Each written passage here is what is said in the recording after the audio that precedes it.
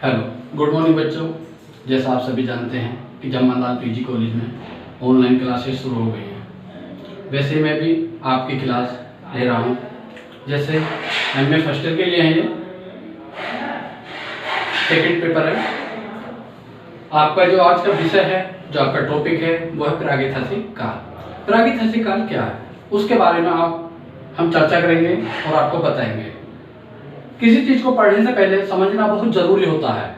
अगर एक बार समझ में आ जाए तो फिर किसी चीज को पढ़ने में कोई दिक्कत नहीं होगी और टॉपिक बहुत आसानी से समझ में आ जाएगा और बहुत अच्छा रहेगा। तो प्रागैतिहासिक काल क्या है, हम आज आपको इसके बारे में बताएंगे।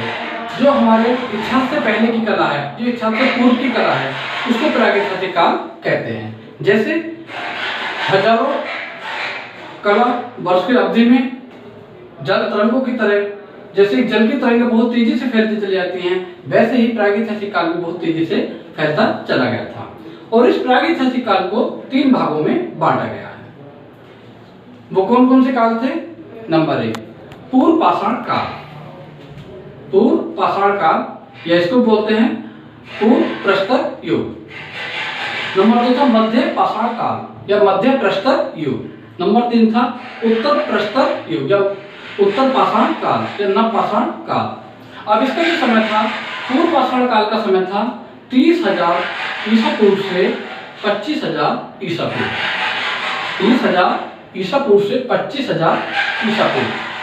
मध्य पाषाण युग का समय था 25,000 ईसा पूर्व से 10,000 ईसा पूर्व।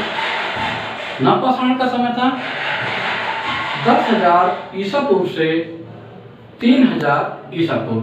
लेकिन कुछ किताबों में जो नव पाषाण का समय दे रखा है वो 10,000 ईसा पूर्व से 5,000 ईसा पूर्व भी है, लेकिन कुछ में दे रखा है वो 10,000 से 3,000 ईसा पूर्व भी है। तो ये दोनों ही समय सही हैं। अब हम देखेंगे कि पूर्व पाषाण काल क्या है। जो हमारा प्रागैतिहासिक काल में 3 भागों में बांटा गया है, तो इसमें अब हमें देखना पूर्व पाषाण काल क्या है। तो पूर्व पाषाण काल में हम देखेंगे कि इसमें जो आदि मानव था वो प्रकृति निर्मित गुफाओं में रहता था, जंगलों में रहता था, प्रकृति निर्मित गुफाओं में रहता था, शिकार करता था और उसी से अपना भोजन करता था। उसमें जो अवशेष मिले हैं लकड़ी के, पत्थर के और हड्डियों के, मोटे व भद्दे अवशेष मिले हैं, जो मद्रास के निकट पल्लवपुरम नामक स्थान पर मिले हैं और 1963 में इनकी खोज की थी। 1963 में। और जो पूर्व पाषाण काल का जो मानव था उसको क्वार्टिजाइट नाम से पुकारा जाता था। क्वार्टिजाइट नाम से इसको पुकारा जाता था, जो पूर्व पाषाण काल का आदि मानव था। उसके बाद आता है हमारा मध्य पाषाण युग। मध्य पाषाण युग या मध्य प्रस्तर युग, जिसका समय था 25,000 ईसा पूर्व से 10,000 ईसा पूर्व। जो हमारा मध्य पाषाण काल था उसमें ऐसा कोई भी खोज नहीं हुई थी, कोई भी ऐसा उन्होंने काम नहीं किया था। उन्होंने जो नकल करी थी वो पूर्व पाषाण काल की ही करी थी। इसलिए जो हमारा मध्य काल था इसको संधि काल भी कहा जाता है। उसके बाद में आता है हमारा नव पाषाण काल या नव प्रस्तर युग, जिसका समय था 10,000 ईसा पूर्व से 3,000 ईसा पूर्व या 5,000 ईसा पूर्व। अब हम बात करते हैं कि नव प्रस्तर युग या पूर्व पाषाण का पाषाण क्या है, पाषाण किसे कहते हैं या प्रस्तर किसे कहते हैं। तो इनका जो अर्थ है वो है पत्थर से। तो जो हमारा नव पाषाण काल था इसमें जो आदि मानव था वो धीरे धीरे प्रकृति निर्मित गुफाओं में से निकलकर धीरे धीरे बस्तियों में, गाँव में आना शुरू कर दिया था और इन्होंने कृषि, पशुपालन का शुरू कर दिया था। और इन्होंने जो नव पाषाण काल का मानव था इसमें ऐसा कोई भी अवशेष ज़्यादा नहीं मिले हैं, लेकिन जो भी अवशेष मिले हैं वो बेलारी के आसपास मिले हैं। जो नव पाषाण काल का ये मानव था वो पूरे भारतवर्ष में कहीं भी घूमता था या कहीं भी जाता था, लेकिन एक उसका प्रमुख केंद्र बना हुआ था, वो था बेलारी। जो मद्रास के पास एक गाँव था या जो वहाँ एक केंद्र था, तो वो बेलारी था जहाँ पर वो एकत्रित रहते थे।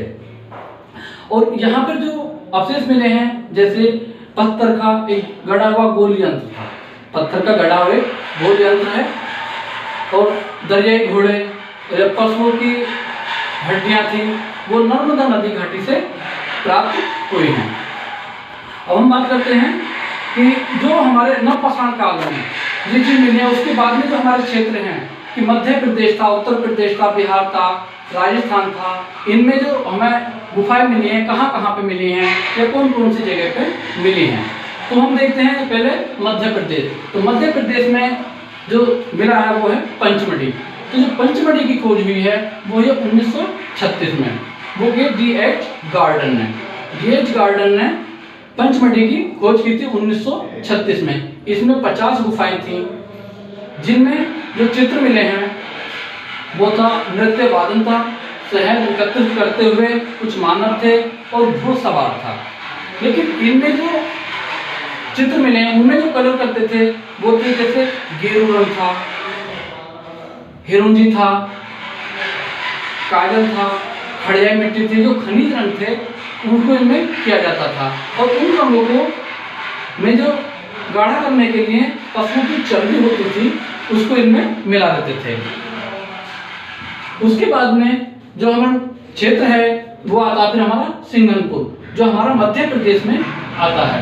इसकी जो खोज हुई है वो 1910 में W. एंडरसन ने की है और 1913 में अमरनाथ दत्त ने की है और 1917 में पारसी ब्राउन ने की है।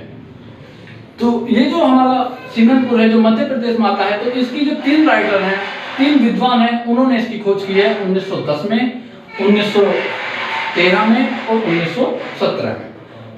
इसमें जो चित्र मिले हैं, घोड़ा है, 12 शिंगा है, हिरण है, भैंसा है, सांड है, जैसे सूंड उठाए हाथी है, खरगोश है, जंगली सांड है और सांड को पकड़ते हुए कुछ शिकारी हैं और घायल भैंसा है।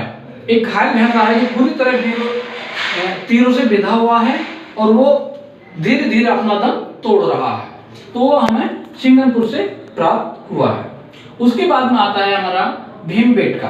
तो ये जो भीमबेटका है ये भी मध्य प्रदेश में है, भोपाल के निकट है ये।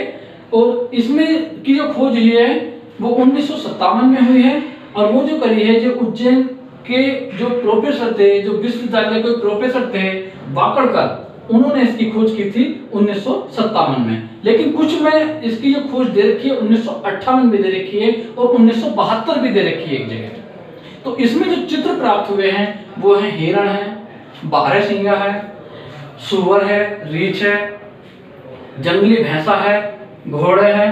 लेकिन बहुत सारे चित्र ऐसे हैं जो एक दूसरी गुफाओं में एक से ही प्राप्त हुए हैं।